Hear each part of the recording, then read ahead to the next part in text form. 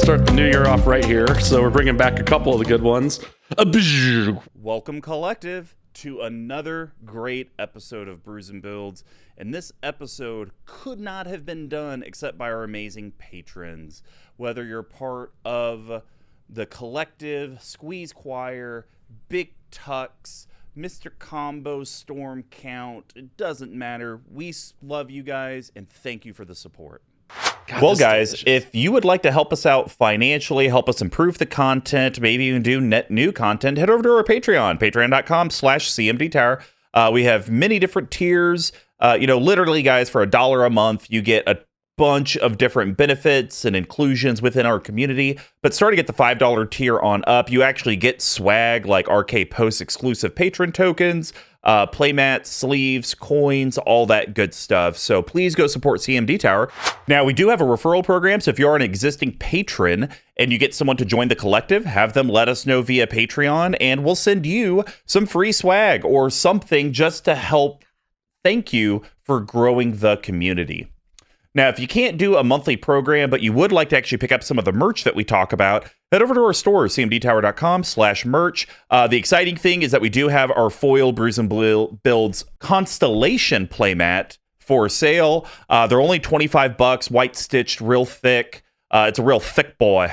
Now, we wouldn't be able to do this episode without the glorious Squee McGee. He is our audio editor and is helping out with Brews and Builds for a little bit with our video editor. So Squee does run all of the audio editing at MTG Action 4 News, does run Rich Chaos Records, and just a genuine great guy. He's in the Discord, he loves to troll people, and he does have the deck that shall not be named.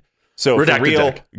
Go follow him on Instagram, Rich Chaos Records, go follow him on Twitter, and if you need any editing from an audio perspective, hit him up. He'd be happy to help. Now, this video is brought to you by @_tcoats. Tyler does all of our video editing, and he is the one that's actually making YouTube more consumable for the collective. So now instead of these 1.5, 2 hour long YouTube videos, you guys are just getting grains, hops, yeast, spice, bottle capping, short little 10, 15 minute deals, maybe even only 5 minutes. So that way you guys can thoroughly enjoy that YouTube content, consume it in very small fashions, like when you're on the porcelain throne. But of course, the free way to help us out is just share the content you're watching and listening to, because every little bit of interaction from the collective does help. So Brews and Builds is our deck tech series, but since we conquered the path to 32, tackled tons of EDH themes, we're going to be discussing, or rather, theory crafting, a deck that doesn't really exist yet. Each month will consist of new decks, and we correlate how these decks are constructed, similar to how beer is brewed. So we broke it down into 4 different categories to round out our formula. We have shenanigans. This could be pet card synergies, alter the brew, didn't quite make the list, that we just kind of like in the deck that are fun. We call that spice. It's close. We did get one that is very complicated, so I'm devoting 5 minutes of time to that card. Not every beer has them, but spices and additives help separate normal stock beer from a specialty one. It could be the pepper that turns a stout into jalapeno stout, or the addition of additional yeast, grains, and no hops that turn this into an imperial stout, which again is absolutely delicious from Short Throw Brewing. Not every deck has something that makes it pop. If it does, is where we generally talk about it. So without further ado, let's get brewing. So today, we finally got here. We are doing another theory craft, and of course, it's your boy, Mr. Combo. I'm the one that kind of threw out the idea. And you guys know, I've thrown it out in the Discord. I wanted to build a deck that was just text.deck, or what I call Cinco de lots of text. This is a deck Five of a lot of text? Well, 5 colors, lots of text. Okay.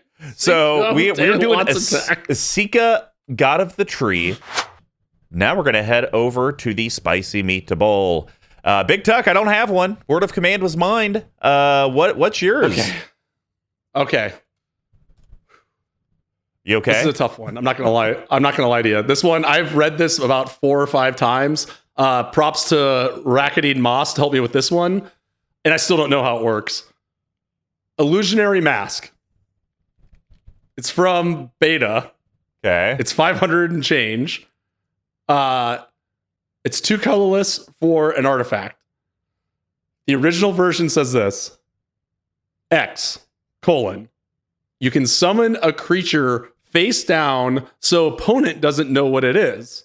The X cost can be any amount of mana, even 0. It serves to hide the true casting cost of the creature, which you still have to spend. As soon as face down creature receives damage, deals damage, or is tapped, you must turn it face up. So there's a lot of nonsense going there. This is the errata version, which does not make any more sense. X, you may choose a creature card in your hand whose mana cost could be paid by some amount of or all of the mana you spent on X. If you do, you may cast that card face down as a 2/2 creature spell without paying its mana cost. If the creature that spell becomes as it resolves has not been turned face up and would assign or deal damage, be dealt damage, or become tapped, instead it's turned face up and assigns or deals damage, is dealt damage, or becomes tapped. Activate only as a sorcery.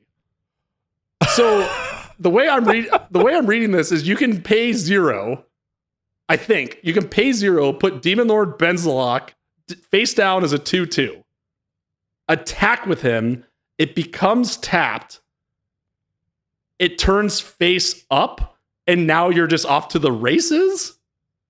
Okay, so you can't pay 0 because that can't pay 0 because 0 is not a payment. So could be paid by some amount of or all of the mana you spent on that. So I look at this. Okay, we'll put in a black. So we paid. Oh, I see. Yeah, we pay black. We choose Demon Lord Belzenok in hand, and we'll cast it down as a 2/2 without paying its mana cost because we use the black. If the creature that spell becomes as it resolves, has it not been turned face up and would deal damage, then it flips over. So wait, no. Okay, no, I got it. I just got it. Okay. So with Demon Lord Benzalok, you pay 1 black into Illusionary Mask, right? Then you pay the rest of the mana into it. And then you pay the mana, and then it comes down face down. So no one knows what it is as a 2/2. So, but they know that you just paid 8. Correct, exactly. Like they know you paid the mana, but you put one of it into this, and then it comes down as a 2/2. And then if you attack or block with it, or it deals or is dealt damage or becomes tapped, it turns face up and then becomes that card. So pretty much this card just lets you pay 1.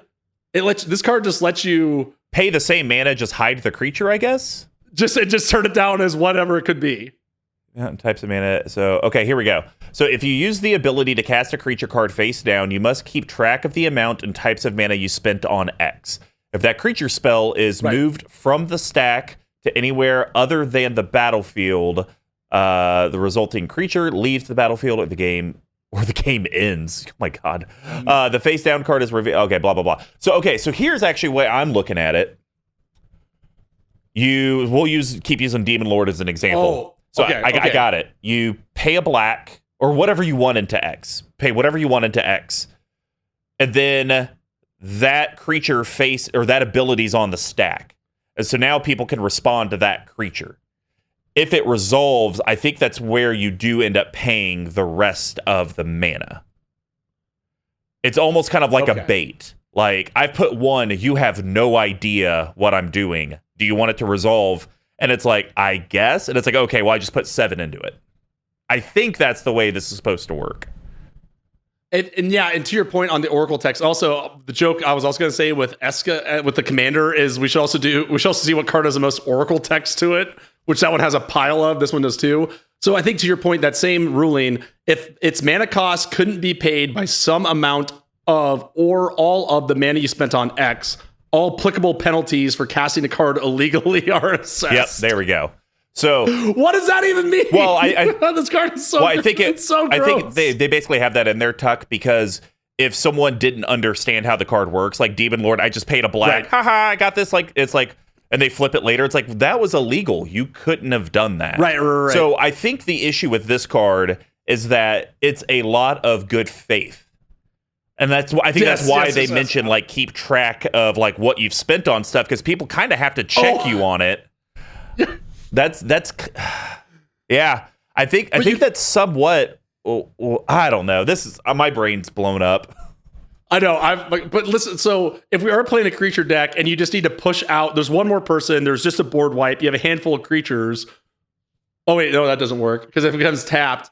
there's got to be some way to break this where it's like if it deals damage, then it's flipped over, so you can give everything vigilance, attack with a bunch of 2/2s, deals the damage, they'll get flipped over and removed from the game, but you still win potentially. Or are you doing it illegally? I don't know. Okay, this is all. I got it. This is all marketing Ross's fault, by the way. So technically, the way that this one person describes it, where is it? Okay, here we go.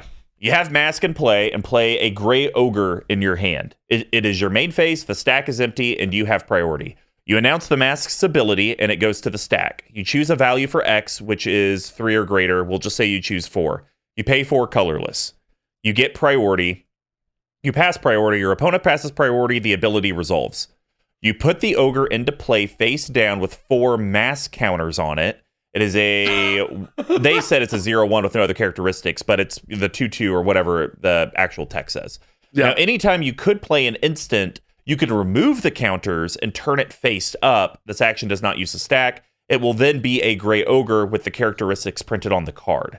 So it basically sounds like you're putting mana into the card as a face down and they're there. And then when you remove the counters, or that's the way this person's describing that may be inaccurate, but it's there face down. You've paid all the mana. It's just then you can choose to remove whatever mask, and now it's boom, the creature. And I've kind of done a morph, but you're kind of doing it the reverse. Morph, you pay it at the time you want to flip it. Mask, you're paying it at the beginning.